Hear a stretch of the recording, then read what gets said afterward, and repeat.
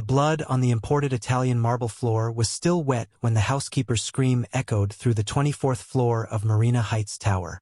It was 9:17 in the morning, and the Abu Dhabi sun was already brutal, casting harsh light through floor-to-ceiling windows that overlooked the turquoise waters of the Persian Gulf. Maria Santos stood frozen in the bedroom doorway, her cleaning supplies scattered at her feet, staring at what remained of her employer. Adelina Santos, no relation, just the coincidence of a common Filipino surname, lay crumpled against the bedroom wall, her neck bruised in a pattern that would later be identified as handprints. Her eyes were open, staring at nothing, the terror of her final moments frozen on her face. Suitcases lined the hallway behind Maria, packed and ready for a journey that would never happen. A first-class ticket to Dubai sat on the kitchen counter. Departure time, 7:45 a.m. She'd missed her flight by 90 minutes. She'd been dead for 8 hours. What the police would discover in the coming days wasn't just a murder scene. It was the devastating conclusion of a 15-year prison disguised as love, where the bars were made of financial dependency and the locks were forged from obsession. The victim had just inherited $40 million 2 weeks earlier, a gift meant to set her free. Instead, it had triggered the rage that killed her. This isn't just another crime story about jealousy or betrayal.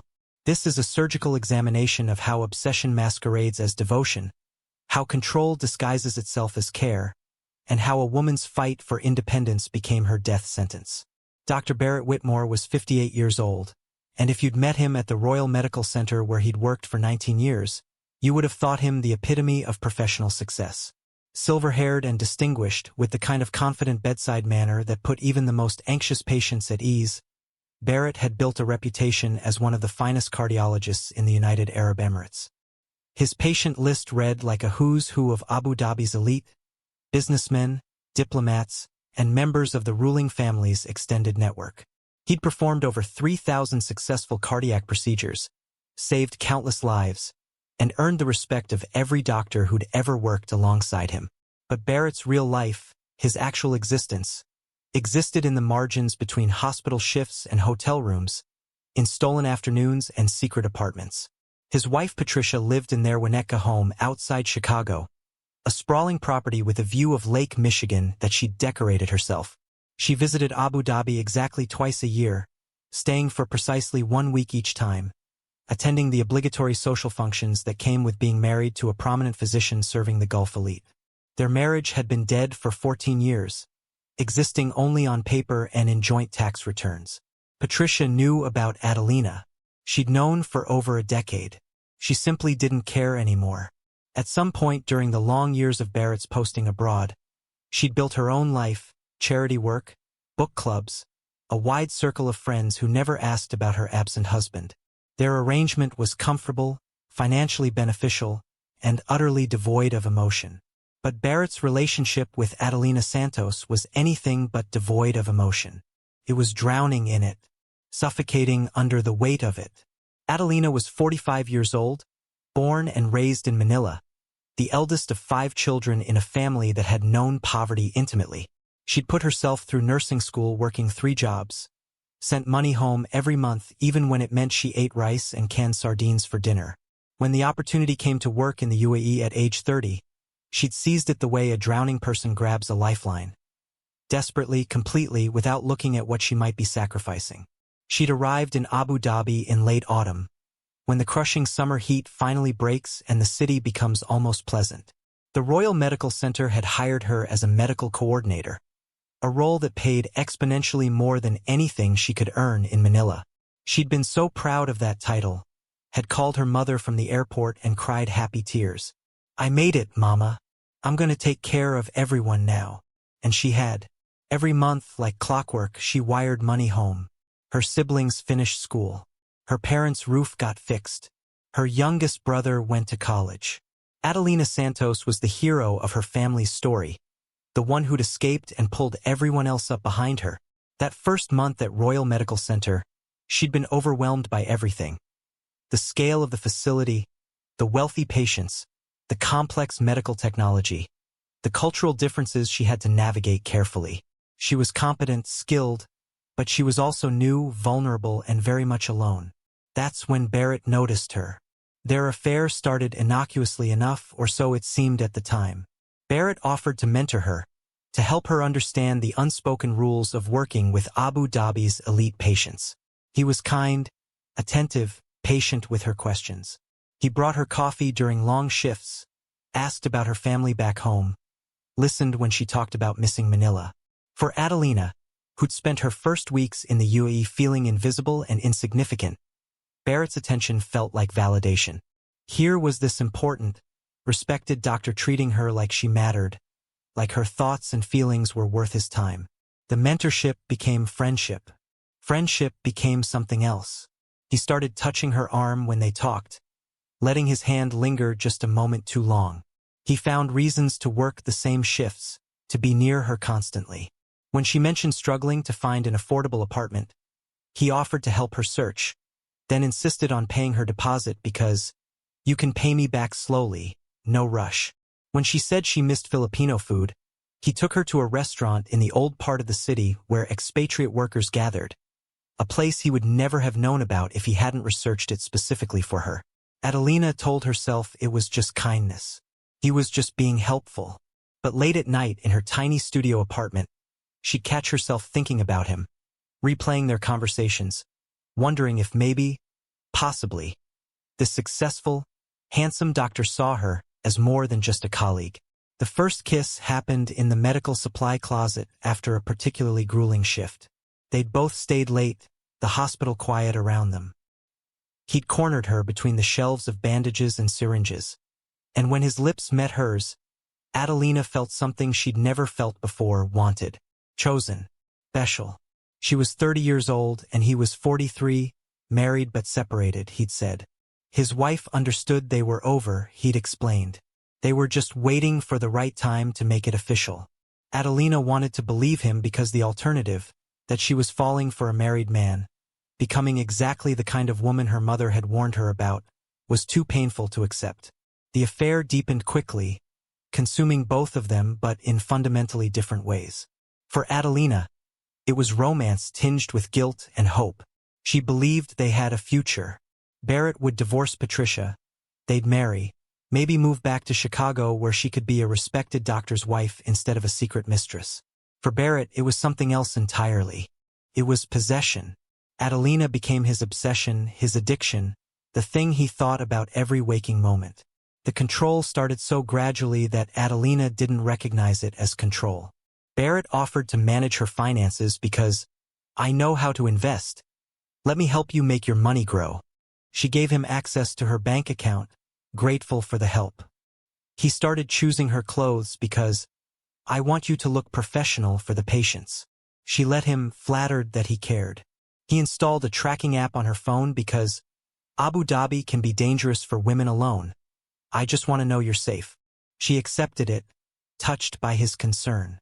He discouraged her friendships with other Filipino staff because, "They're just jealous of your position. They'll drag you down." She believed him, isolated herself willingly. By year 3 of their relationship, Adelina Santos existed entirely within the parameters Barrett Whitmore had set for her. She had no independent bank account. All her money flowed through accounts he controlled. She had no close friends. He'd systematically eliminated them all. She had no privacy. He knew where she was every moment of every day. She had no identity separate from being his. And because it had happened so slowly, because each individual restriction had come wrapped in the language of love and protection, Adelina didn't see the cage she was in. She just knew she felt smaller than she used to, quieter, like she was slowly disappearing even as Barrett told her she was the center of his universe. But there was one part of Adelina's life that Barrett couldn't fully control, one relationship he couldn't sever, her work with Sheikha Mariam. 7 years before that fatal morning in the Marina Heights penthouse, Adelina had been assigned as personal caregiver to Sheikha Mariam, the Crown Prince's elderly aunt. The Sheikha was 82 then, suffering from advancing dementia that left her confused and often frightened. She needed round-the-clock care, someone patient and gentle who could handle the difficult moments with dignity. Adelina had been perfect for the role.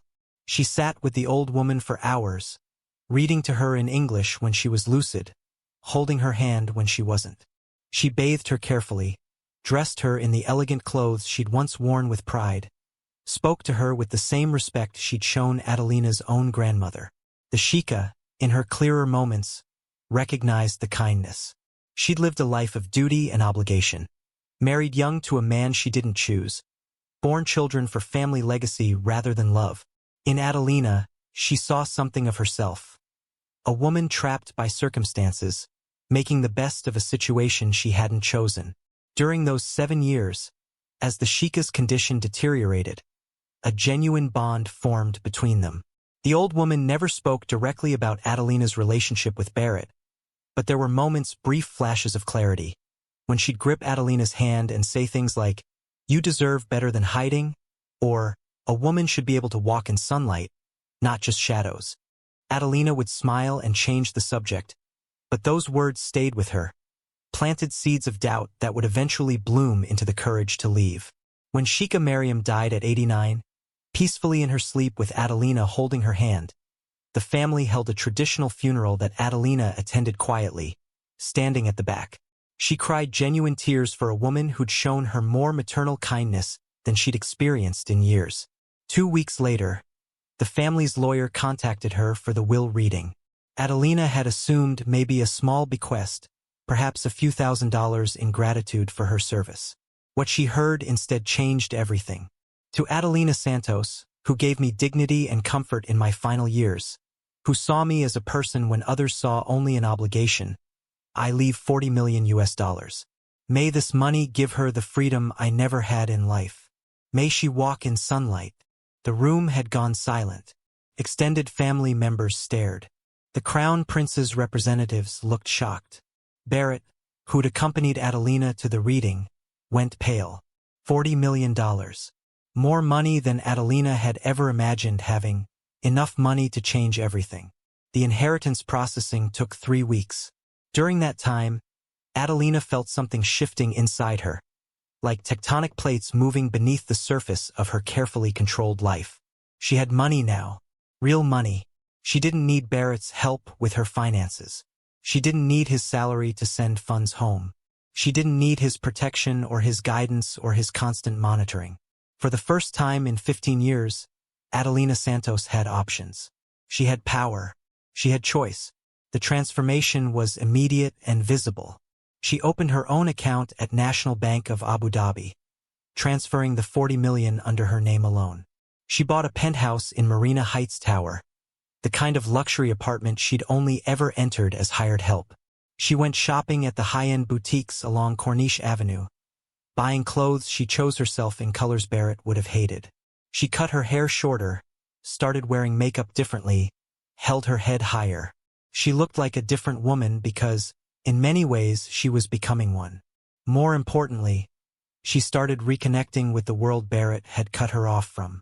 She joined a professional group called Filipina Professionals UAE, a network of successful Filipino women working across the Emirates. She attended their monthly brunches at the Pearl Hotel, sitting around tables with doctors, lawyers, business owners, women who'd built independent lives in a foreign country. They welcomed her immediately, sharing stories and advice and something Adelina hadn't experienced in years: genuine friendship without ulterior motives. It was at one of these brunches, 2 weeks after claiming her inheritance, that Adelina finally spoke her truth. "I was in a relationship with a married man who controlled everything: my money, my friends, my time. The inheritance freed me. I'm taking my life back." The women around the table nodded with understanding. Several shared similar stories. One woman, a lawyer, said quietly, "Leaving is the hardest part, and sometimes the most dangerous. Be careful." Adelina had nodded, not fully understanding the warning she'd just received. Barrett Whitmore stood in the parking lot of Royal Medical Center, staring at his phone with hands that shook despite his best efforts to steady them. The message on the screen was short, clinical, final. "I've decided to move to Dubai. Fresh start. Please don't contact me anymore." 11 words that demolished 15 years of his life. He read them again, and again, and again, as if repetition might change their meaning or reveal some hidden loophole, some opening for negotiation. Inside the building behind him, he had a surgery scheduled in 40 minutes. a routine cardiac catheterization that he'd performed hundreds of times. His hands were shaking. His vision was blurring. His chest felt tight, which would have been ironic if he'd had the presence of mind to appreciate irony. A cardiologist having what felt like a heart attack, except this pain wasn't physical. This was something else entirely, something worse. This was the feeling of losing control over the one thing he'd spent 15 years controlling completely. The day after Adelina gave him the ultimatum in her new penthouse, Barrett had walked out of that marble-floored apartment in a state of shock. Marry me or we're done.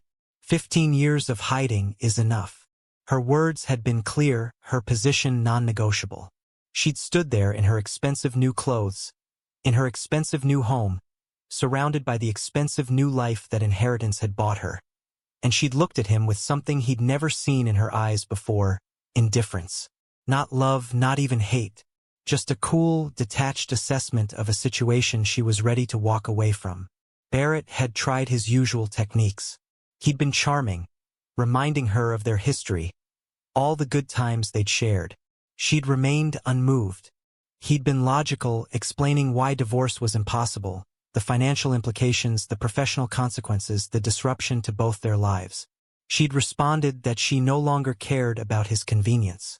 He'd been vulnerable, confessing how much he needed her, how she was the only thing that made his life bearable. She told him that wasn't love, that was dependency, and she refused to be responsible for his emotional well-being anymore. Finally, he'd been angry. After everything I've done for you, I helped you when you had nothing. I guided your career, managed your money, protected you. That's when her indifference had cracked, revealing the rage underneath. You didn't help me, Barrett. You trapped me. You isolated me from everyone who cared about me. You controlled every aspect of my life. You made me feel like I was nothing without you. But I'm done feeling that way. I have money now. I have options. And I'm choosing me. He'd left that night feeling like the ground had opened beneath his feet. For 15 years, Barrett had organized his entire existence around Adelina. His marriage to Patricia was a formality. His work at the hospital was just what he did between the hours he could spend with Adelina. His friends, his hobbies, his interests. Everything had slowly been sacrificed at the altar of his obsession with this woman. And now she was telling him it was over, just like that, because she had money now. The first week after the ultimatum, Barrett maintained a facade of normalcy. He showed up to work on time, performed his surgeries with his usual precision, attended staff meetings and smiled at appropriate moments. But inside, he was fracturing. He checked the tracking app on his phone constantly, 40, 50, 60 times a day. He watched the little that represented Adelina move around Abu Dhabi, and each movement felt like a betrayal. She went to a cafe without telling him. She spent 3 hours at a location that turned out to be a financial advisor's office. She attended something at the Pearl Hotel that lasted from 11 in the morning until 3 in the afternoon. He started following her physically when the digital tracking wasn't enough. He'd call in sick to the hospital, claiming migraines, then park outside her building and wait for her to emerge. He followed her to the upscale shopping district, watched her try on clothes through boutique windows, saw her laugh with sales assistants in a way she'd never laughed with him anymore. He followed her to business lunches, sitting in his car across the street, photographing who she met with, what they discussed, how long they talked. Patricia arrived for her scheduled visit during week 2 of Barrett's unraveling. She took one look at her husband and knew something was catastrophically wrong. Barrett had always been controlled, measured, obsessive about his appearance and professional image. The man who picked her up from Abu Dhabi International Airport looked like he hadn't slept in days. His usually immaculate hair was uncombed. His shirt was wrinkled. His eyes had a wild, distant quality that frightened her. During the drive back to their apartment, she asked directly, "You're still obsessed with that woman, aren't you?" Barrett's hands tightened on the steering wheel. "I don't know what you're talking about." Patricia laughed bitterly. "Barrett, I've known about Adelina for over a decade. I know you see her constantly. I know she's the reason you've stayed in this country long past when you should have returned home. I stopped caring about it years ago. But whatever is happening now, You look like you're falling apart." He wanted to deny it, but the words wouldn't come. Instead, he said quietly, "She's leaving me. She has money now from an inheritance, and she's leaving me." Patricia was silent for a long moment, watching the Abu Dhabi skyline pass by outside her window. Finally, she said, "Maybe it's for the best. You've never loved me, and I've made peace with that. But your obsession with her isn't healthy. It's not love, Barrett. It's something else. Something darker.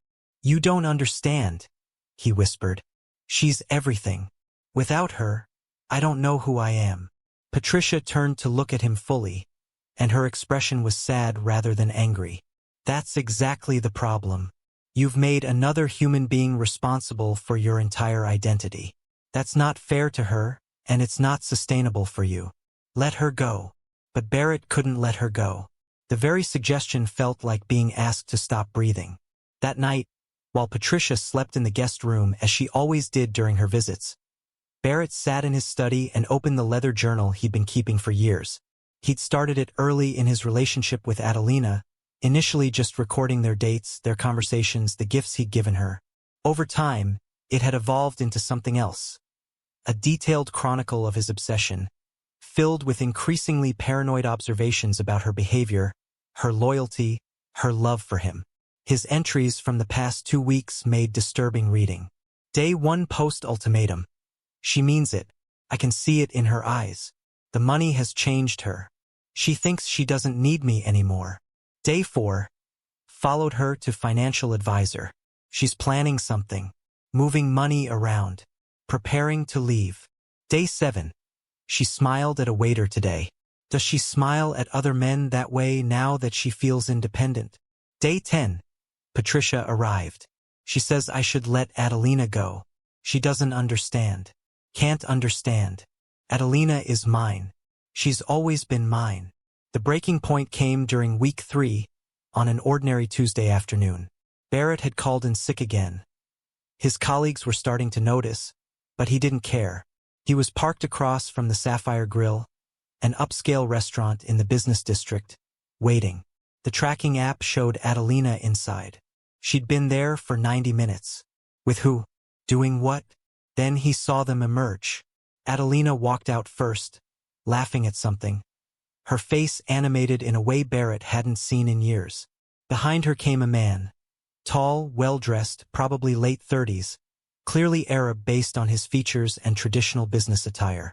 He said something that made Adelina laugh harder, touching her arm briefly, casually, the way you touch someone you're comfortable with. Barrett gripped his steering wheel so hard his knuckles went white. He took photos with his phone, hands shaking with rage.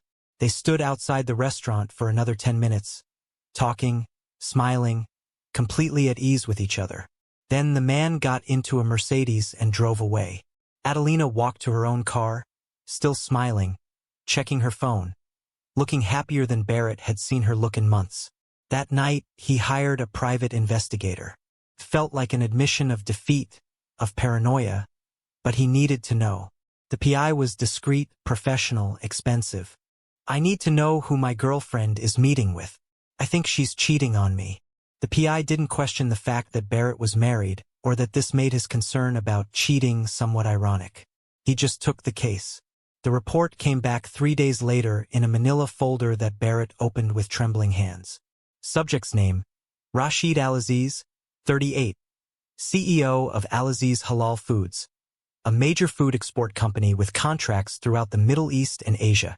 Married status: engaged to Layla Hassan, wedding planned for summer. Connection to Adelina Santos. Business relationship. Subject is seeking investors for business expansion. 3 documented meetings with Miss Santos at various locations. Assessment: professional interaction. No evidence of romantic involvement. Barrett read this and saw something completely different. Engaged to someone else. Obviously a cover story. Business relationship. Clearly a euphemism. No evidence of romantic involvement. The PI just hadn't looked hard enough. In Barrett's mind, the narrative was clear. Adelina had met this younger, wealthier, unmarried Arab man who could give her everything Barrett couldn't. Marriage. Public acknowledgement. social respectability. She was going to take her $40 million and start a new life with him. She was replacing Barrett. After 15 years of loving her, of building his entire world around her, she was simply replacing him with a newer model. The journal entry from that night showed how far Barrett had spiraled. Day 23 post-ultimatum. She's found someone else. Rashid Al-Aziz. Younger than me. Richer than me. Can marry her publicly. Can give her the life I never could. She's going to leave with him. Take the money the Sheikah gave her, money that should have bound us together, and use it to build a life without me. I can't let that happen. I can't lose her. She's mine. She'll always be mine. If I can't have her, no one can. Meanwhile, completely unaware of Barrett's deteriorating mental state, Adelina was experiencing something she'd never felt before. Genuine freedom. The monthly brunches with Filipina professionals UAE had become her lifeline. These women understood her journey in ways Barrett never could. They'd all navigated foreign countries as immigrants, built careers in cultures that didn't always value them, sent money home to families who depended on them, and several had escaped controlling relationships similar to Adelina's. It was at a brunch during week 3 that Adelina met Rashid Al-Aziz, who'd been invited as a guest speaker on entrepreneurship. He gave a presentation about building his halal food business from a small family operation into an international export company. Afterward, during the networking session, he'd approached Adelina specifically. I heard you recently came into some wealth. If you're interested in investment opportunities, I'm always looking for partners in expansion. They'd exchanged business cards. She'd done her research. His company was legitimate, successful, growing. She'd attended their first meeting prepared with questions, financial projections, risk assessments. This wasn't romance. This was business. She had $40 million and a genuine desire to invest wisely, to make the money grow, to ensure she'd never be dependent on anyone again. But to Barrett, watching from across restaurants and parking lots, interpreting surveillance photos and tracker app data through the lens of his paranoia, every business lunch was a date. Every professional smile was flirtation. Every polite touch was intimacy. He was creating an entire fictional affair in his mind, and each imagined detail fed his rage. During their fourth and final meeting, Rashid had brought his fiancée Layla to meet potential investors. She was a pediatrician, intelligent and warm, clearly excited about the wedding. The three of them had discussed investment terms over coffee. Adelina had agreed to invest $5 million in the expansion. They'd shaken hands, exchanged contact information for their lawyers, and parted professionally. Adelina had gone home feeling proud of herself for making a smart business decision. Barrett, who'd photographed the entire meeting from his car, had gone home convinced he'd just witnessed his replacement being finalized. Patricia left Abu Dhabi at the end of her scheduled week, her parting words to Barrett hanging in the air. You look terrible. Whatever is happening with that woman, end it cleanly. Don't do something you'll regret. He'd nodded absently, already checking his phone to see where Adelina was at that moment. Patricia had flown home to Chicago convinced her husband was having a breakdown, but unsure how to help someone who wouldn't admit they needed help. The final straw came on day 28. Barrett saw Adelina at Marina Mall, shopping for furniture. She was with two women from her professional group, laughing and debating between different sofa styles. They were shopping for her Dubai apartment, the one she was moving to, the life she was building without him. She looked radiant, happy, free, everything she'd never been with him. Barrett watched from behind a pillar, feeling something crack inside his chest. She wasn't just leaving him. She was thriving without him. All the things he told himself, that she needed him, that she couldn't survive without his guidance and protection, that he was essential to her existence, were revealed as lies. She was fine, better than fine. She was blooming in his absence. That night, he made a decision. He couldn't let her go. 15 years of his life, his love, his obsession. It couldn't end with her simply walking away. He would go to her apartment. He would make her listen. He would make her understand that they belonged together, that the inheritance didn't change anything, that she was his and would always be his. And if she still refused, well, he couldn't let himself think about that option yet. But deep in his jacket pocket, he carried something he'd had for 8 years. A key to her apartment. Not the new penthouse, she'd changed those locks. But he was a doctor, skilled with his hands, patient with problems. He'd watched her enter the security code to her building. He'd studied the lock on her door. He knew he could get in. He just had to wait for the right moment. The journal entry from that night was the last one Barrett would ever write as a free man. Day 30. Tomorrow I'll make her see. 15 years can't end with a text message. She owes me a conversation. She owes me the chance to change her mind. I'll go to her. I'll make her remember what we had. I'll make her understand that love like mine doesn't just disappear because she has money now. If she won't listen to reason, I don't know what I'll do. But I can't let her leave. I can't breathe thinking about her with someone else. She's mine. She'll always be mine. Even if I have to prove it. The next evening, Barrett called the hospital and extended his sick leave indefinitely. He showered carefully, dressed in one of his best suits, subconsciously wanting to look good for her, wanting to remind her of the successful, attractive man she'd fallen for 15 years ago. He pocketed the tools he'd need to bypass her lock. And at 9 o'clock, he got in his car and drove to Marina Heights Tower, parking in a visitor spot with a clear view of her penthouse windows 24 floors above. He sat there for 2 hours, watching her shadow move behind the curtains, building his courage, rehearsing what he'd say, imagining how she'd react when he appeared at her door. At 11:03 p.m., he finally stepped out of his car and walked into the building, smiling politely at the security guard who barely looked up from his phone. The elevator ride to the 24th floor felt both endless and too short. Standing outside her door, Barrett could hear her voice inside, talking on the phone with someone, laughing. Yes, I'm so excited. Dubai tomorrow. A whole new life. Those words, a whole new life, were the final trigger. He pulled out his tools, worked on the lock with steady surgical hands, and within 90 seconds he was inside. The door closed behind him with a soft click that sealed both their fates. The luxury penthouse was dimly lit, warm light spilling from recessed ceiling fixtures that Adelina had chosen herself during the renovation.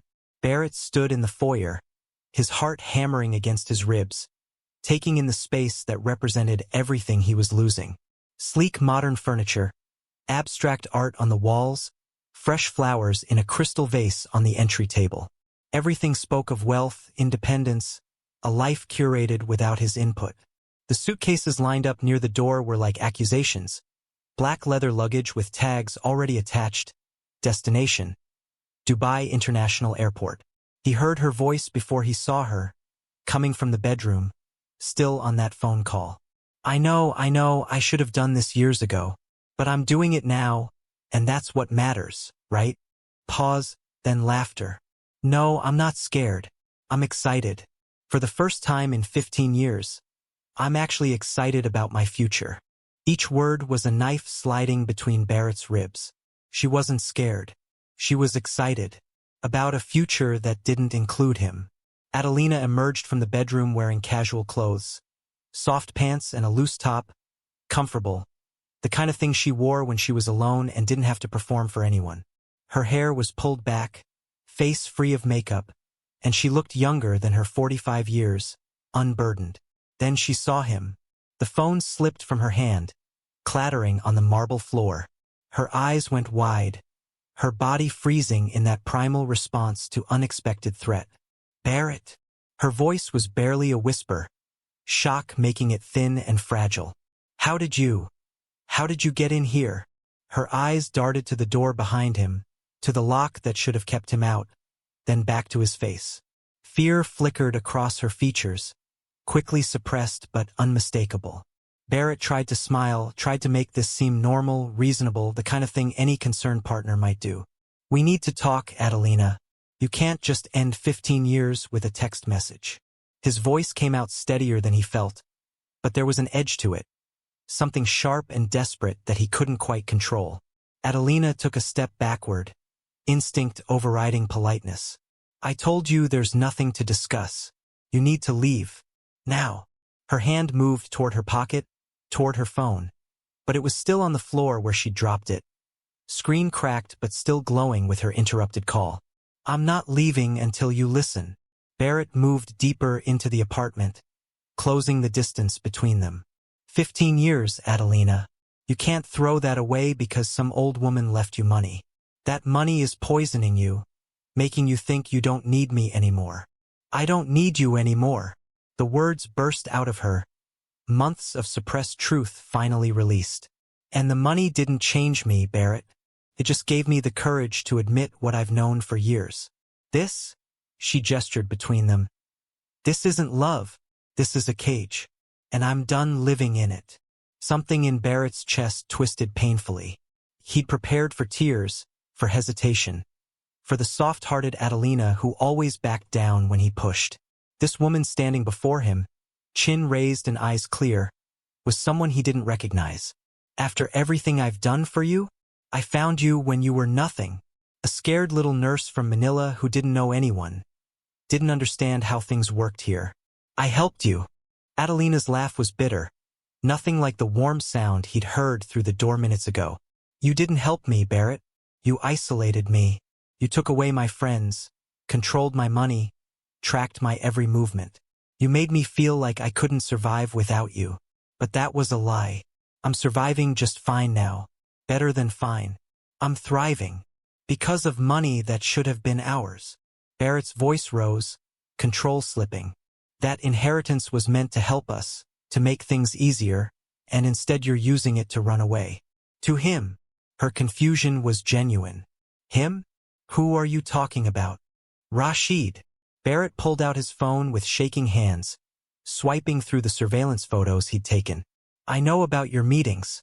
I know about your plans. You think I'm stupid? You think I don't see what's happening? Adelina stared at the photos, her and Rashid outside restaurants, in coffee shops, at business offices. Her expression shifted from confusion to horror to rage. You've been following me? For how long, Barrett? How long have you been stalking me? Don't call it that. I was protecting what's mine. I'm not yours. She screamed it, 15 years of suppressed anger finally erupting. I was never yours. I was your prisoner. And Rashid is a business partner, you paranoid. He's engaged to someone else. We were discussing an investment. That's all. But Barrett was beyond reason, beyond logic. The rational part of his brain that performed delicate surgeries and diagnosed complex cardiac conditions had shut down, leaving only the raw, desperate obsession that had been growing for 15 years.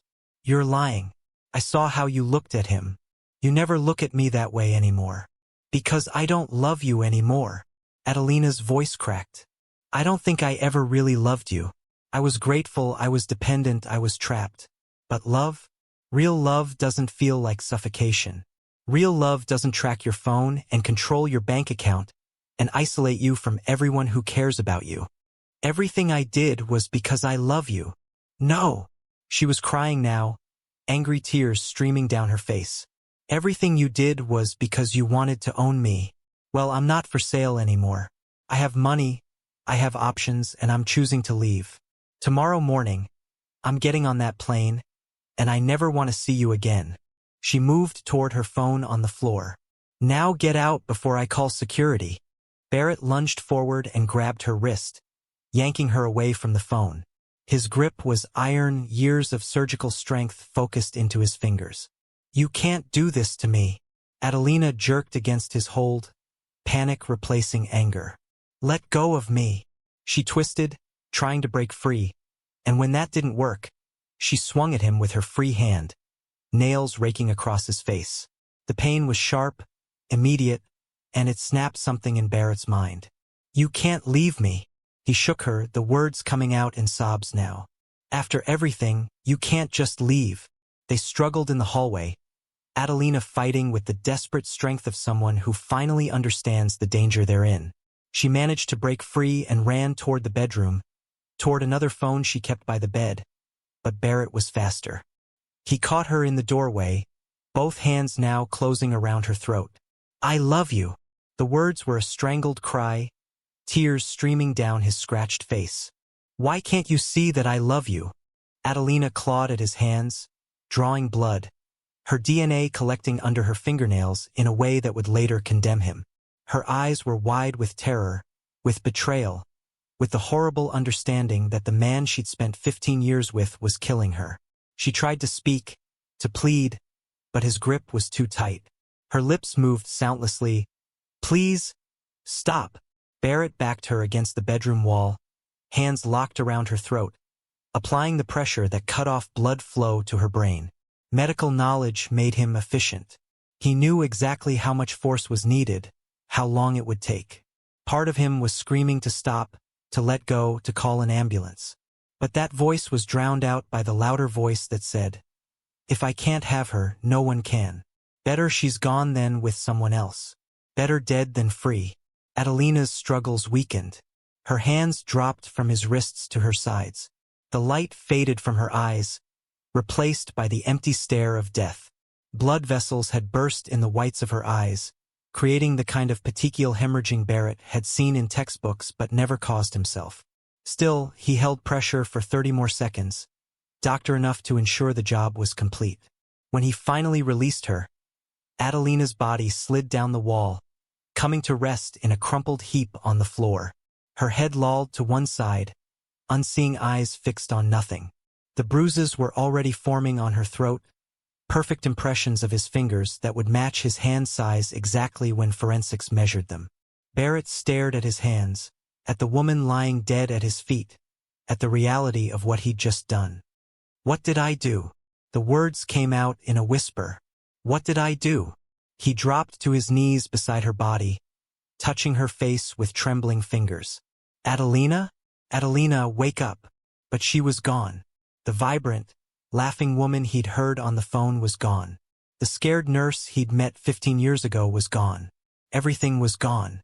For 3 hours, Barrett sat on that bedroom floor with Adelina's corpse. He talked to her, apologized to her, justified himself to her.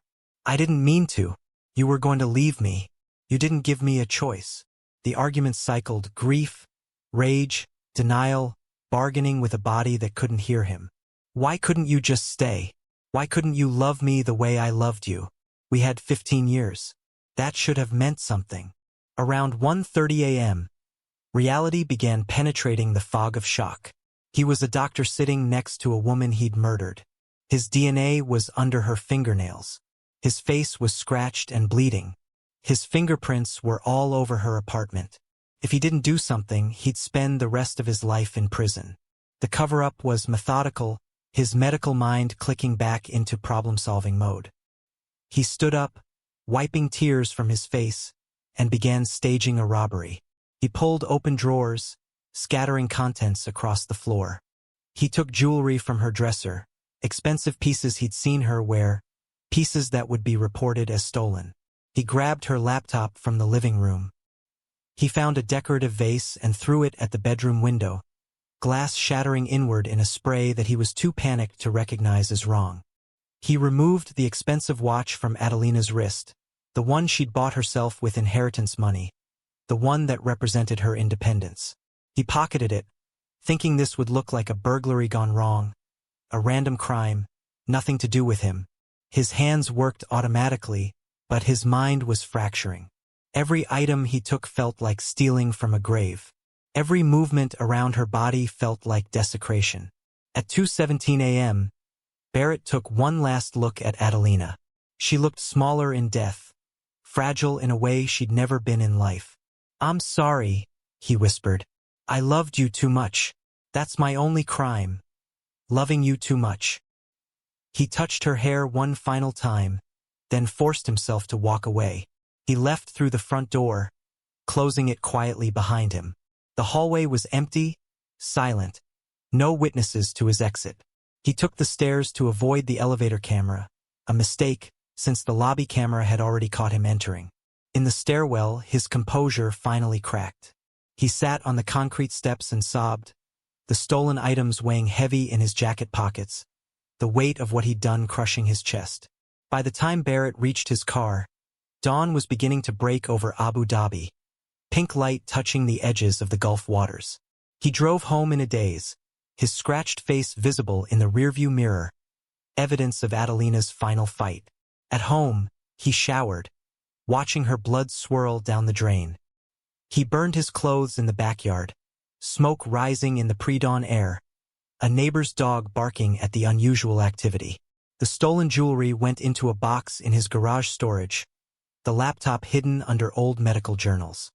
He sat in his dark living room as the sun fully rose, waiting for his world to end, knowing it was only a matter of time before someone found her body, before investigators connected the dots, before everything he'd built over 58 years collapsed into the rubble of this one terrible night. His phone buzzed, a message from Royal Medical Center asking if he'd be in today. His fingers typed automatically, "Yes, everything is fine." But everything was not fine. Everything would never be fine again. Adelina Santos was dead, killed by the hands that had claimed to love her. And somewhere across the city, her housekeeper was waking up, preparing to go to work, completely unaware that she was about to discover a murder scene that would haunt her for the rest of her life. Maria Santos had cleaned Adelina's apartments for 3 years, ever since Adelina had finally earned enough to afford household help. The two women weren't related by blood, but they'd formed the kind of bond that often develops between Filipinos abroad.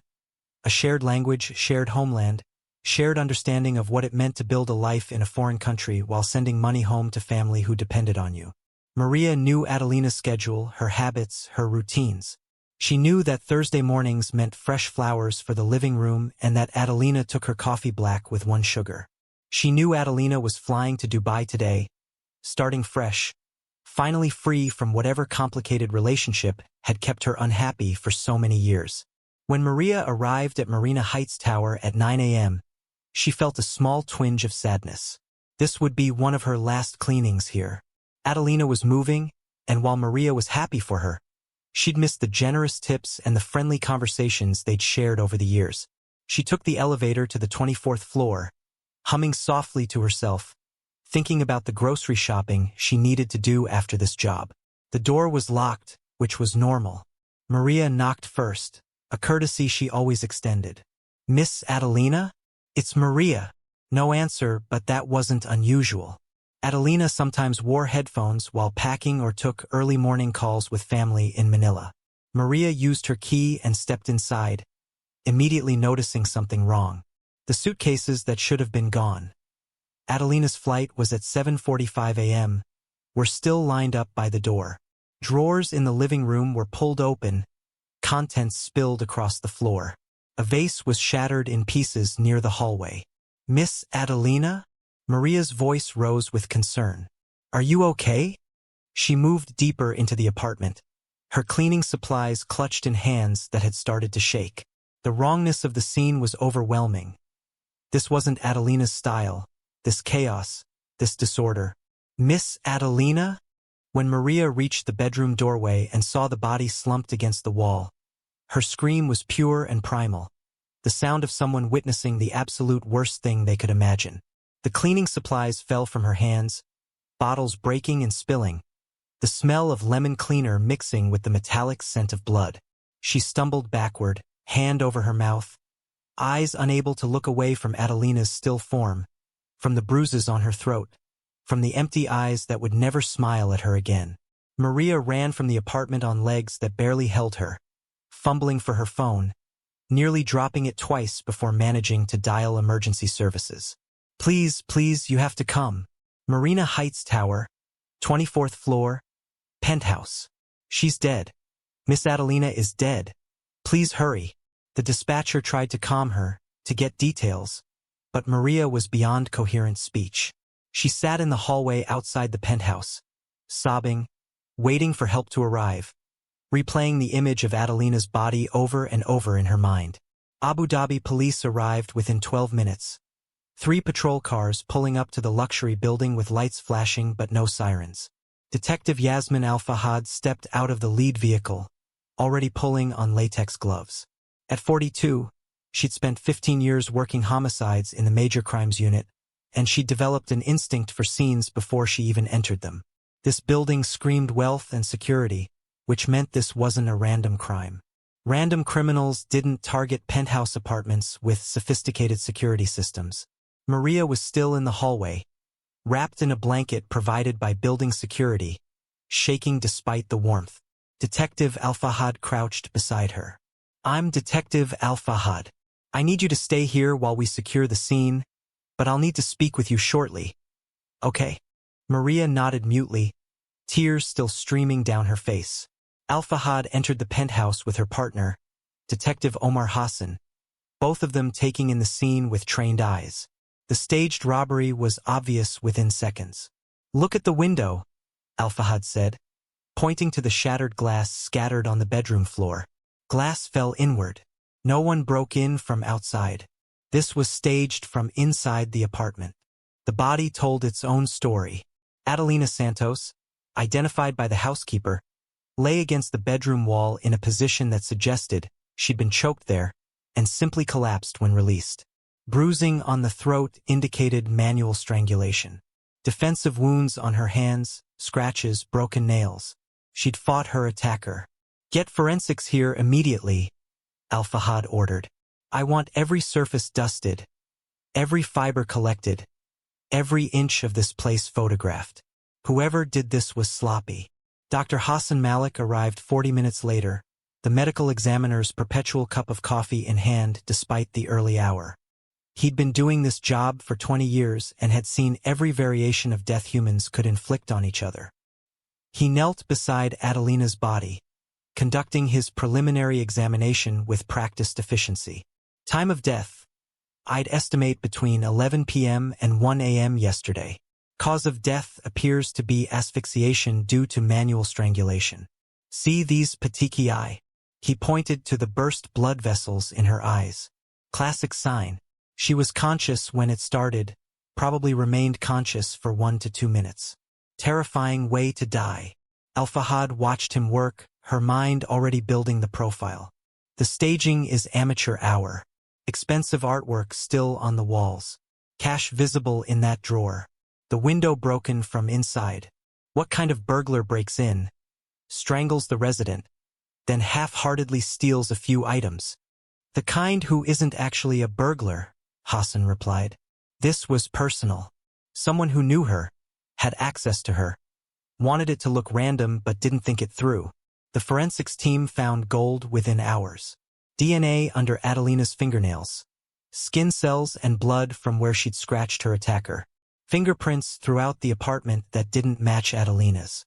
And most damning, the building's security footage. The system was comprehensive: lobby cameras, elevator cameras, parking garage cameras. Every entry and exit was recorded. Detective Al-Fahad reviewed the footage in the building's security office, her eyes narrowing as she watched. A man entering the lobby at 11:03 p.m. Tall, well-dressed, agitated. He checked his watch, looked around nervously, then headed for the elevator.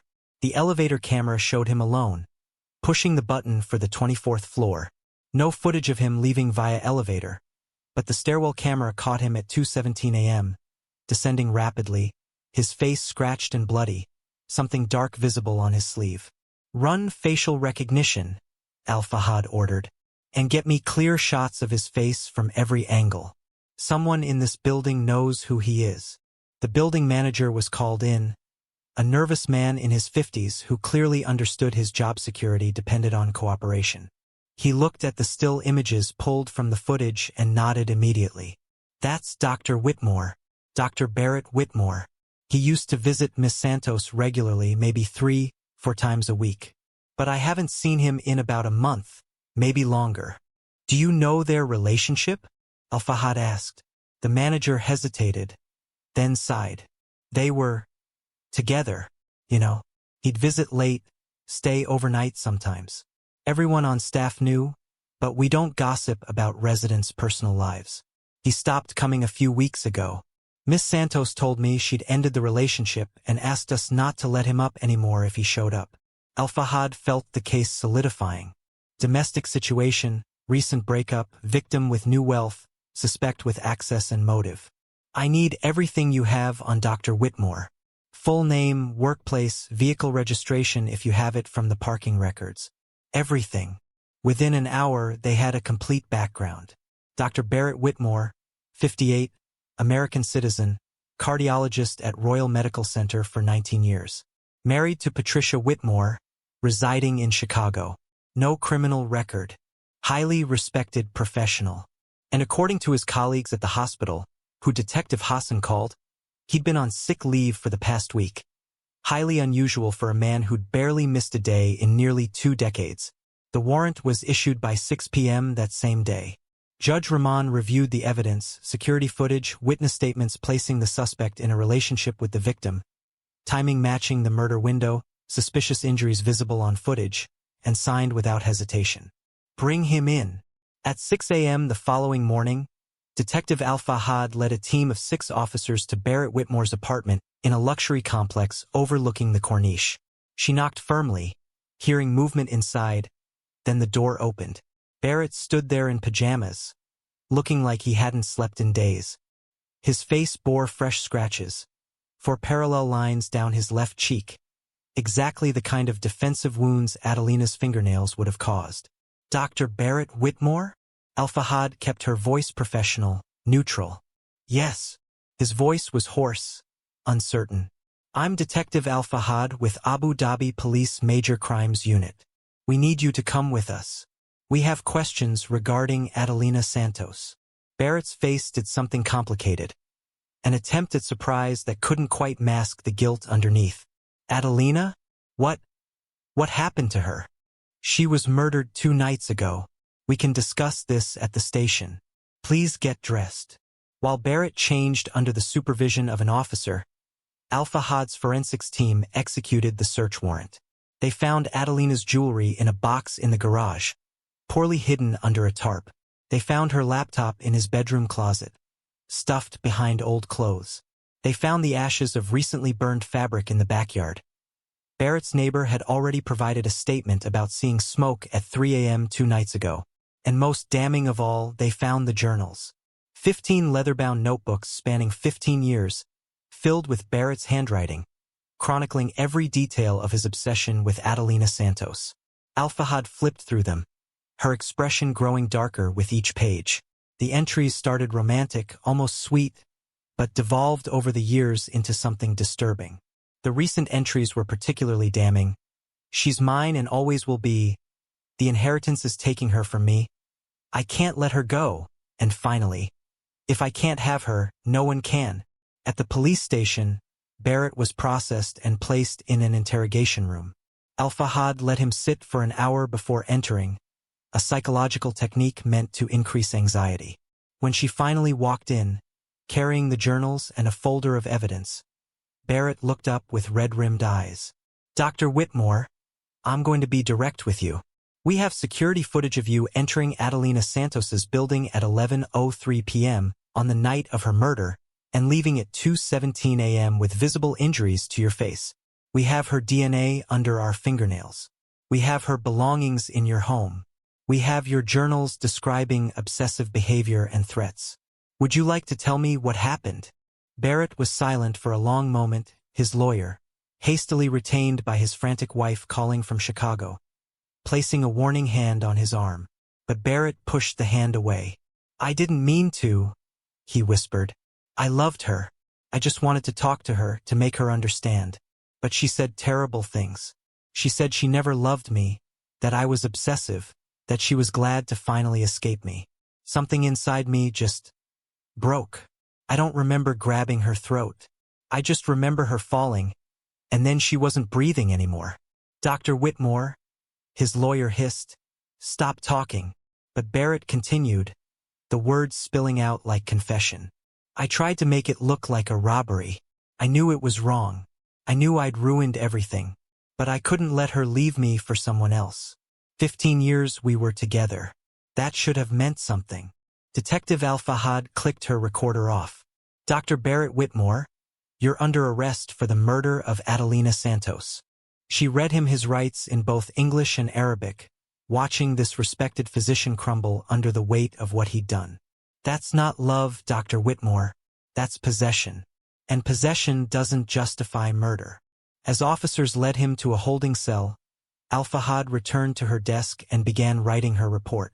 The evidence was overwhelming: confession, physical evidence, motive, means, opportunity. This case would be straightforward to prosecute. But straightforward didn't make it any less tragic. A woman who'd finally found freedom, killed by the man who'd kept her caged for 15 years. Justice would be served, but Adelina Santos would still be dead, and all the $40 million in the world couldn't bring her back. The courtroom in Abu Dhabi's Federal Judicial Complex was packed beyond capacity on the morning of October 14th, nearly 6 months after Adelina Santos's body had been discovered in her Marina Heights penthouse. International media had transformed the case into a global spectacle. The story had everything modern audiences craved: wealth, obsession, a fairy tale inheritance twisted into tragedy, and the question that haunted everyone who followed the case: at what point does love become murder? Assistant District Attorney Samir Rahman stood at the prosecution table, reviewing his opening statement one final time. At 47, he'd built his reputation on high-profile cases, but this one felt different. The evidence was overwhelming: confession, forensics, journals documenting 15 years of escalating obsession. But he knew the defense would play the emotional card, would try to transform Barrett Whitmore from controlling abuser into heartbroken romantic-driven, temporarily insane by loss. Rahman's job was to ensure the jury saw through that narrative. The defense table held Barrett and his attorney, Marcus Foster, an international criminal lawyer flown in from London at enormous expense.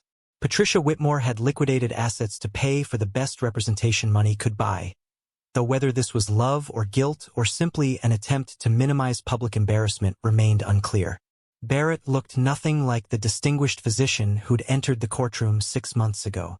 He'd lost 20 pounds, his silver hair had thinned, and his eyes held the hollow quality of someone who'd stopped sleeping weeks ago. He stared at his hands, the hands that had healed thousands and killed one, with an expression of permanent bewilderment. Judge Patricia Williams entered, her black robes swishing as she took her seat. At 62, she'd presided over 3 decades of criminal trials and had developed a reputation for fairness tempered with zero tolerance for theatrics. The State of Abu Dhabi versus Dr. Barrett Whitmore, case number 2024, H0847. Are both sides ready to proceed? The prosecution is ready, Your Honor. Rahman stood, his voice carrying clearly through the courtroom. The defense is ready, Foster replied, his British accent crisp. Judge Williams nodded to the prosecution. Mr. Rahman, your opening statement. Rahman approached the jury, 12 citizens carefully selected over 2 weeks of voir dire, a mix of Emirati nationals and long-term expatriate residents, 6 men and 6 women, all educated professionals who understood the gravity of their responsibility. Ladies and gentlemen of the jury, this case is about a man who believed love meant ownership. For 15 years, Dr. Barrett Whitmore controlled every aspect of Adelina Santos's life. He controlled her finances, monitored her movements, isolated her from friends and family, and made her believe she couldn't survive without him. He didn't love her, he possessed her. And when she finally gained the means to escape that possession through a $40 million inheritance, when she chose freedom over captivity, he killed her rather than let her go. Rahman walked slowly along the jury box, making eye contact with each member. The defense will try to convince you this was a crime of passion, a moment of temporary insanity triggered by overwhelming emotion. But the evidence will show you something very different. You'll see journals spanning 15 years, documenting Dr. Whitmore's obsession. You'll see surveillance photos he took while stalking Ms. Santos. You'll hear testimony about tracking apps he installed without her knowledge, about financial control he maintained through deception, about a key to her apartment she never authorized him to have. This wasn't passion, this was premeditation. This was a man who, when confronted with losing control, chose murder. He paused, letting the words settle. Adelina Santos was 45 years old. She'd spent her entire adult life working, sending money home to family in Manila, caring for others. When Sheikha Mariam left her that inheritance, it was a gift of freedom. Freedom to finally live for herself, to make her own choices, to walk in sunlight instead of shadows. Dr. Whitmore took that freedom away. He strangled her against a bedroom wall while she fought desperately for her life. The evidence will show that Adelina Santos's DNA was found under her fingernails because she scratched her killer's face trying to survive.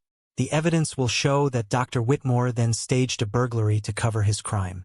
And the evidence will show that he confessed to murder because the weight of that evidence was simply too overwhelming to deny. Rahman returned to his table, his voice dropping to something quieter but no less powerful. At the end of this trial, I'll ask you to find Dr. Barrett Whitmore guilty of first-degree murder. Not because we seek vengeance, but because Adelina Santos deserves justice. She deserved to live free. She deserved to chase her dreams. She deserved to invest her money and move to Dubai and start fresh. Instead, she's dead. Because a man couldn't accept that she was a human being with her own will, not his property to control. Find him guilty. Give Adelina the justice she can no longer ask for herself. Marcus Foster's opening was calculated to humanize his client. Members of the jury, you've just heard the prosecution paint Dr. Whitmore as a monster. But monsters don't spend 19 years healing the sick. Monsters don't save 3,000 lives through cardiac surgery. Monsters don't inspire loyalty from colleagues who've worked alongside them for decades.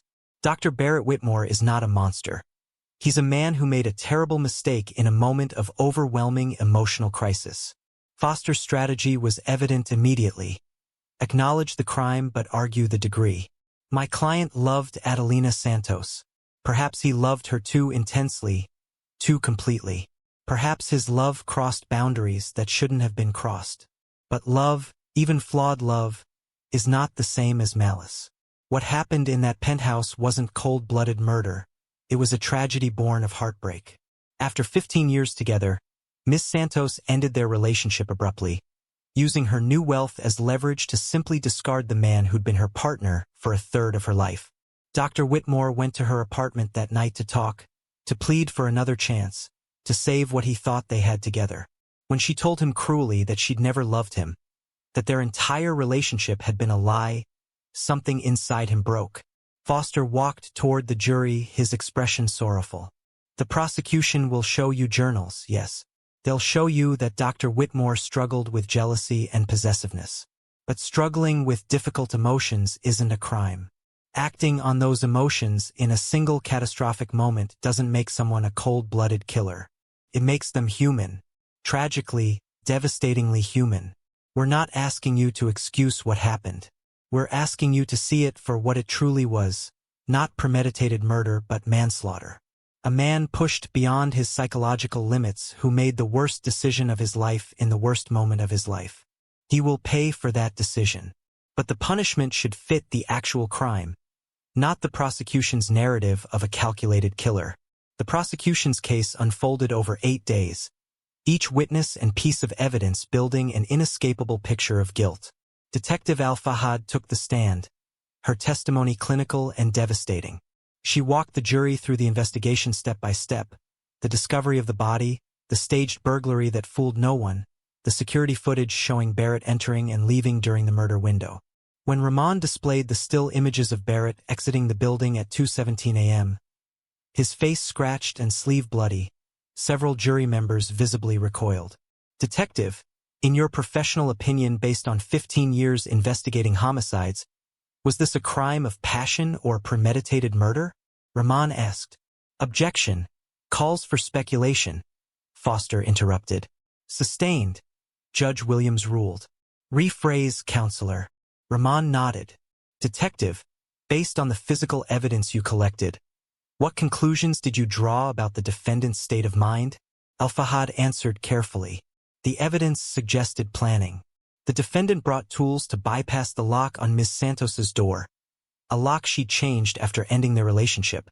He'd been surveilling her for weeks. He'd written in his journals about his fears of losing her. These aren't the actions of someone acting on impulse. These are the actions of someone building toward an inevitable confrontation. Dr. Hassan Malik, the medical examiner, provided testimony that made several jury members look away. He described Adelina's death in clinical terms that somehow made it more horrifying. Manual strangulation takes sustained pressure over 2 to 3 minutes. The victim remains conscious for at least 60 to 90 seconds, experiencing terror and pain as oxygen is cut off.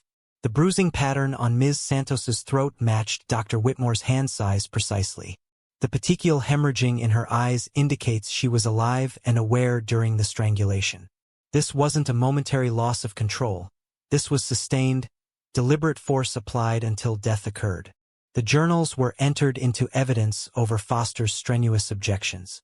Rahman read selected passages aloud, and with each entry, Barrett seemed to shrink further into his chair. Day after inheritance. She has money now. She'll leave me. I can't survive that. Day 15. Saw her with another man. She's replacing me. Unacceptable. Day 28. I followed her to the mall today. She was shopping for furniture. For her Dubai apartment. For the life she's building without me. I can't let her go. And finally, the entry from the day of the murder. If I can't have her, no one can. Ladies and gentlemen, Rahman addressed the jury after reading, these aren't the thoughts of a man planning a conversation. These are the thoughts of a man planning murder. Maria Santos testified through tears, describing Adelina as kind, generous, excited about her future. She told me she was finally free. She said those exact words. Maria, I'm finally free. She was so happy. And then, Maria couldn't continue, sobbing into a tissue while the courtroom waited in heavy silence. But the prosecution's most devastating witness was Rashid Al-Aziz, the businessman whose lunch meetings with Adelina had triggered Barrett's final descent into murderous rage. Rashid took the stand looking uncomfortable, a man dragged into tragedy through no fault of his own. He explained their business relationship carefully, his voice steady despite obvious distress. Ms. Santos approached me about investing in my halal food export company. We had 3 meetings, all professional, all focused on financial projections and market analysis. I brought my fiancée to our final meeting. There was never anything romantic between us. Rahman showed the surveillance photos Barrett had taken. Rashid and Adelina laughing outside restaurants, talking over coffee, the images Barrett had interpreted as evidence of an affair. Mr. Al-Aziz, what were you discussing in these photographs? Export contracts, distribution channels, profit margins. Business. Rashid looked at the jury directly. I barely knew Adelina Santos. We had maybe 12 hours of total interaction, all of it professional. And because a paranoid man saw those meetings and invented an entire fantasy of betrayal, she's dead. I think about that every day. If I hadn't met with her, would she still be alive? Foster's cross-examination tried to suggest Adelina had been flirtatious, had given Barrett reason to be suspicious, but Rashid shut it down firmly. She was professional. Always. The only person who saw romance in our interactions was Dr. Whitmore, because he was looking for an excuse to justify what he was planning to do. The defense called Barrett to testify, a calculated risk that Foster hoped would humanize him. Barrett took the stand looking fragile, his voice barely audible as he was sworn in. Foster led him through his version of events gently, constructing a narrative of love gone wrong rather than abuse and murder. Dr. Whitmore, how would you describe your relationship with Adelina Santos? I loved her. Barrett's voice cracked. She was everything to me. My reason for staying in Abu Dhabi, my reason for getting up in the morning. I know the prosecution has painted me as controlling, but I was trying to help her. She came from poverty. I wanted to protect her, to make sure she was safe and successful. What happened when she inherited $40 million? She changed. Suddenly she didn't need me anymore. She had money, independence, options. And she made it clear I was no longer part of her plans. After 15 years, she just discarded me. Barrett wiped his eyes. I went to her apartment that night to talk. Just to talk. To ask for another chance. To remind her of what we'd built together. When she told me she'd never loved me, that our entire relationship had been her using me until she could escape, I don't remember grabbing her throat. I just remember her falling.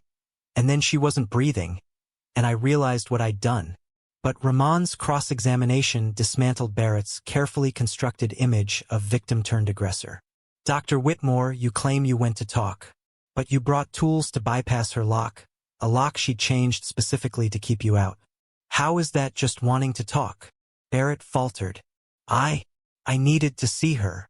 You tracked her phone without her knowledge for 15 years. Is that love or surveillance? I was protecting her.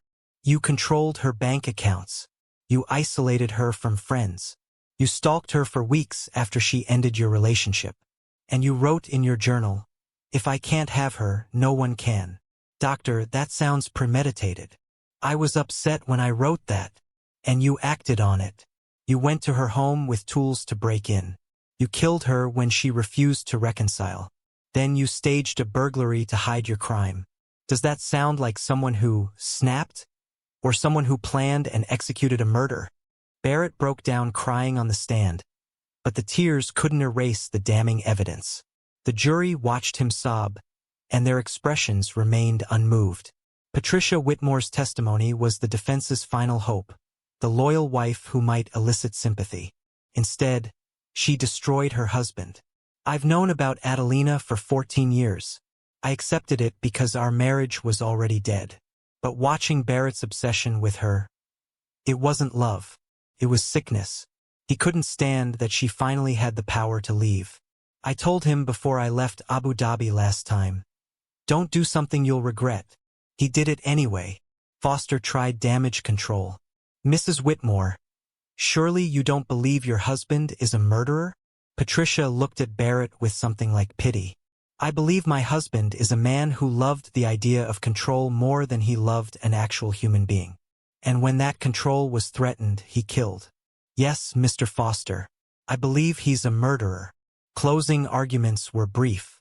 Rahman reminded the jury of the evidence.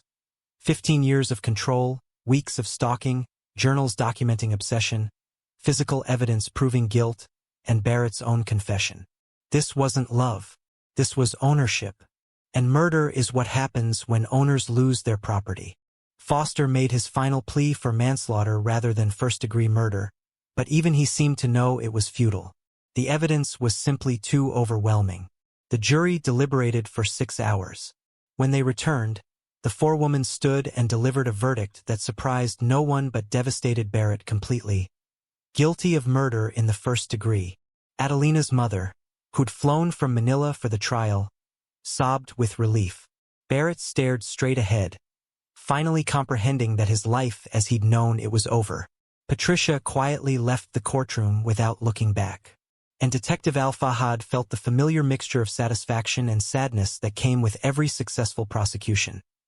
Justice served, but the victim still dead. The sentencing hearing took place 3 weeks after the verdict, and Judge Williams's courtroom was once again packed with observers, media, and the scattered remnants of lives destroyed by Barrett Whitmore's obsession. The judge sat with a folder containing victim impact statements, psychological evaluations, and sentencing recommendations.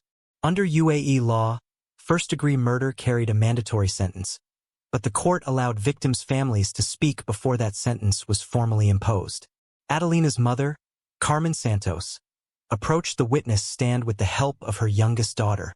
At 68, she looked older than her years, grief having carved deep lines into her face over the past months.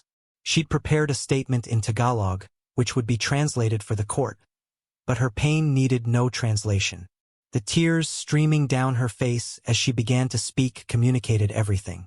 "My daughter survived poverty," Carmen said, her voice shaking. "She survived leaving home at 30 to work in a foreign country. She survived loneliness, discrimination, homesickness. She sent money home every month without fail. She put her siblings through school. She paid for her father's surgery. She was our hero, our hope, our pride." Carmen paused, composing herself. The $40 million was supposed to give her freedom. Sheikha Mariam saw my daughter's suffering and wanted to release her from it.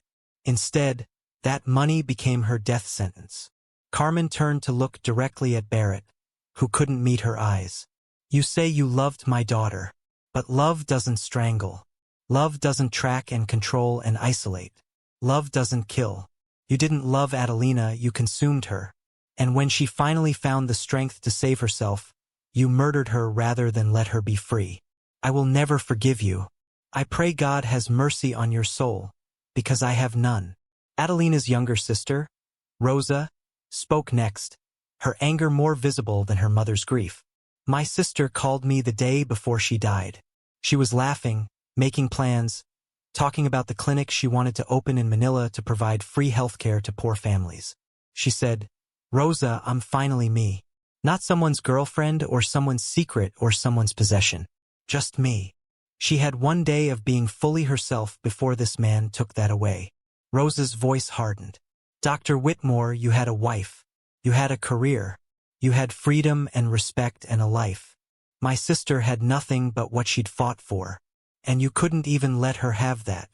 The defense presented a psychological evaluation from Dr. Eleanor Price, a forensic psychiatrist who'd examined Barrett extensively. Dr. Whitmore suffers from obsessive love disorder, a condition characterized by intrusive thoughts about the love object, controlling behaviors, and inability to accept rejection. Combined with narcissistic personality traits and abandonment anxiety likely stemming from childhood experiences, this created a perfect storm of psychological dysfunction. In my professional opinion, Dr. Whitmore experienced a dissociative episode during the murder, a temporary break from reality triggered by overwhelming emotional distress. But the prosecution's rebuttal witness, Dr. Robert Kahn, a psychiatrist with 30 years of experience in criminal cases, dismantled that assessment. Obsessive love disorder is not a recognized diagnosis in the DSM-5, the standard diagnostic manual. More importantly, Dr. Whitmore's actions after the murder demonstrate full awareness of what he'd done. He staged a burglary. He hid evidence. He burned his clothes. These aren't the actions of someone in a dissociative state. These are the actions of someone trying to avoid consequences for a crime they knew they'd committed. Judge Williams listened to all testimony, then delivered her ruling. "Dr. Barrett Whitmore, you stand convicted of murder in the first degree by a jury of your peers. The evidence presented at trial demonstrated not only your guilt, but the predatory nature of your relationship with Miss Santos. For 15 years, you systematically isolated, controlled, and diminished a woman who trusted you. When she finally gained the means to escape that abuse, you killed her." The judge's voice was steel. "The court acknowledges your lack of prior criminal history and your contributions to medicine. However, these factors pale in comparison to the calculated nature of your crime. You didn't stumble into murder, you built toward it over weeks of surveillance and obsessive journaling. You brought tools to bypass her security. You strangled her for 2 to 3 minutes while she fought for her life. Then you attempted to cover your crime through deliberate deception." Judge Williams looked directly at Barrett. "This court finds significant aggravating factors: abuse of trust, stalking behavior, financial and emotional control spanning 15 years, and premeditation. The law is clear, and this court will not deviate from it. I hereby sentence you to life imprisonment without the possibility of parole. You will serve this sentence in a UAE federal correctional facility. May you spend your remaining years contemplating the life you took and the freedom you destroyed. This court is adjourned." The bailiffs led Barrett away in handcuffs. He didn't cry or protest or make a final statement. He simply walked, shoulders slumped, into the future he'd created for himself. Decades in a cell, alone with his thoughts and his guilt and the ghost of the woman he'd claimed to love. 3 years passed, marked by the slow passage of time that characterized life after tragedy. Barrett Whitmore, now 61, existed in Al Razeen Federal Prison, a medium-security facility that housed his body but could do nothing for his fractured mind. He'd been assigned to work in the prison medical clinic, providing basic health care to inmates under strict supervision. No surgeries, no critical care, just treating minor ailments and distributing medication. The irony wasn't lost on him. The healer reduced to bandaging skinned knees and diagnosing common colds. His cell was sparse but not cruel.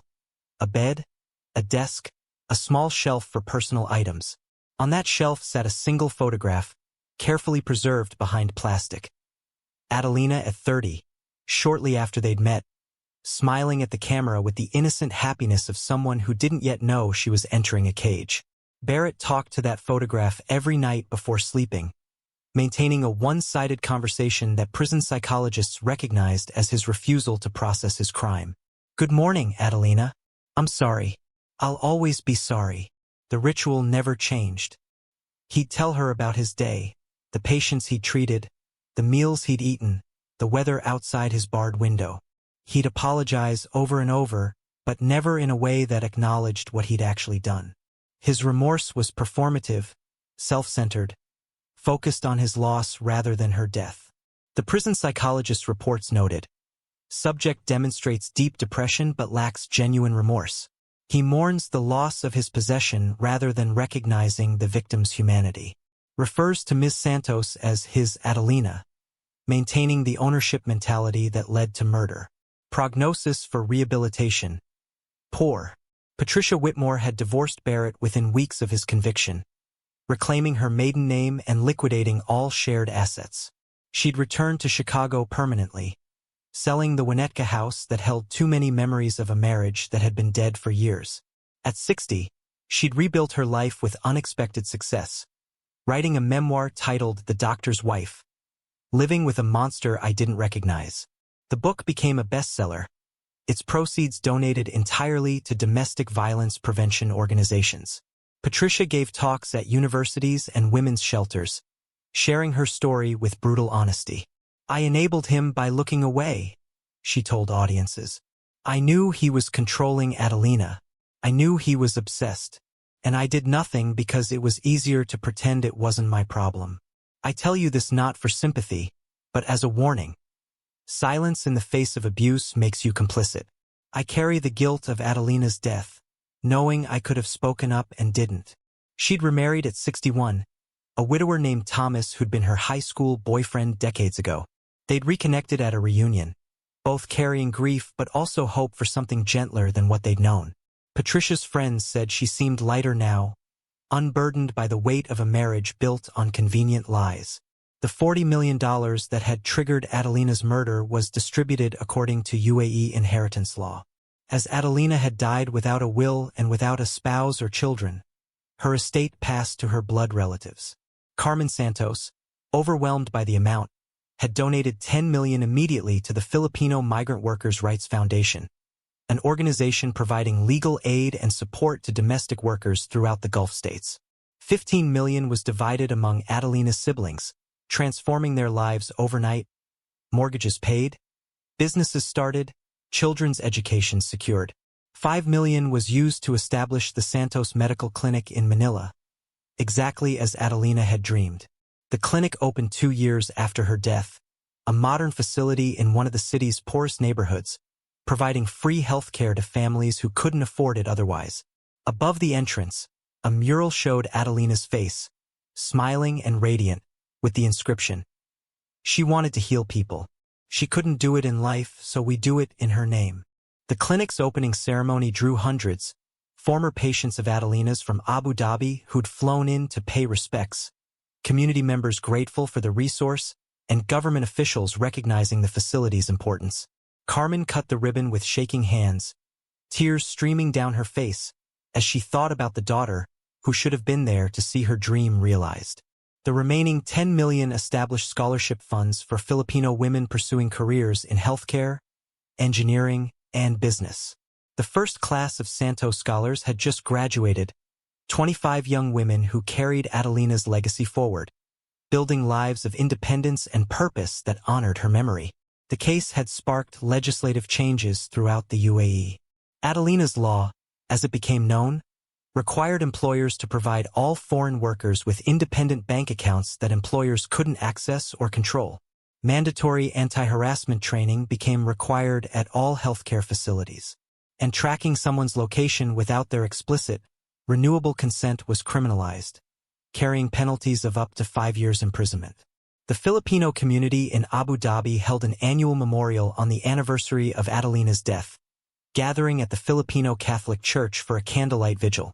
Survivors of controlling relationships spoke, sharing their stories in Adelina's honor. The message was consistent. Financial dependence keeps victims trapped, and leaving is the most dangerous time.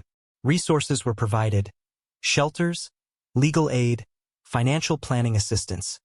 Everything designed to help women escape before tragedy struck. Rashid Al-Aziz, the businessman whose innocent lunch meetings had been twisted into Barrett's justification for murder, had married his fiancée Layla and now had twin daughters. but the case haunted him despite therapy and the passage of time. In a recent interview, he'd spoken about the guilt that persisted. "I barely knew Adelina Santos. 3 business meetings. That's all. But a paranoid man created an entire fantasy around those meetings, and she died because of it. My therapist says it's irrational to feel responsible, that Barrett would have found another trigger. But I wonder, if I hadn't met with her, would she still be alive?" He donated $2 million to the Santos Medical Clinic, funding its pediatric wing in honor of his daughters and the woman who died for no reason other than wanting freedom. The Layla and Rashid Pediatric Center treated hundreds of children annually, a small attempt to balance the cosmic scales. The true crime industry had seized on the case with predictable fervor. Netflix produced a documentary titled Obsession, The Abu Dhabi Murder, interviewing everyone from detectives to Adelina's friends to legal experts, analyzing the psychology of controlling relationships. A podcast called Fatal Inheritance ran 12 episodes, dissecting every aspect of the case. A book, The Doctor Who Couldn't Let Go, became an international bestseller, optioned for a film that Adelina's family refused to participate in. Social media debates about the case continued years later, dividing public opinion in ways that revealed cultural fault lines. 75% viewed Barrett as an abusive monster who got what he deserved. 15% sympathized with him as a man driven mad by heartbreak, arguing that Adelina had been cruel in how she ended things. 10%, disturbingly, blamed Adelina herself for leading him on or provoking him with her newfound independence. Feminist organizations used the case extensively in campaigns about financial abuse and the dangers of isolating relationships. They highlighted Barrett's pattern of control, managing her money, tracking her movements, discouraging friendships, as textbook abusive behavior that too often went unrecognized until violence erupted. Dr. Janet Morrison, a criminologist who'd written extensively about the case, observed, "The Whitmore case exemplifies how technology enables modern stalking in unprecedented ways. He used surveillance apps, location tracking, and digital monitoring to maintain control long after the relationship had ended emotionally.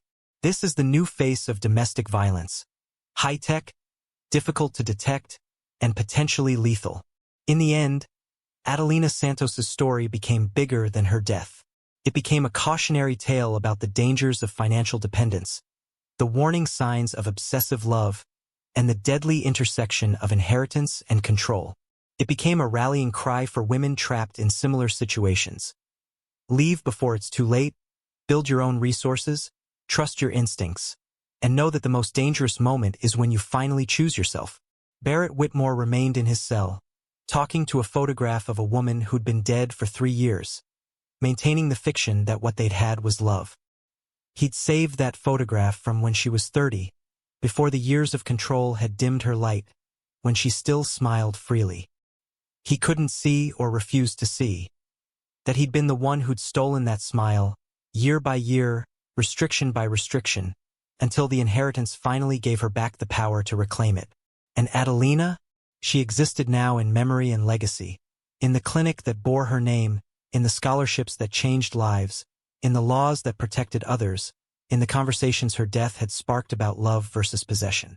Sheikha Mariam had wanted to give her freedom, and in a terrible way she had. Not freedom in life, but freedom from ever being controlled again. And freedom for thousands of other women who learned from her tragedy that true love expands your world rather than shrinking it, that partnership means equality rather than ownership, and that no amount of money is worth your life. The question that haunted everyone, could she have been saved? Had no satisfying answer. Warning signs had been everywhere, but systems failed, friends hesitated, and Adelina herself hadn't fully recognized the danger until too late. All anyone could do now was learn from her death, change the systems that had failed her, and ensure that her name meant something beyond tragedy. In Manila, in Abu Dhabi, in courtrooms and classrooms and support groups worldwide, Adelina Santos's story was told not as entertainment, but as education. Not as tragedy alone, but as catalyst for change. And somewhere in a federal prison, a man who'd claimed to love her sat in darkness, finally alone with his thoughts, finally experiencing the isolation he'd once imposed on her, finally understanding, perhaps, that the cage he'd built had always been meant for him.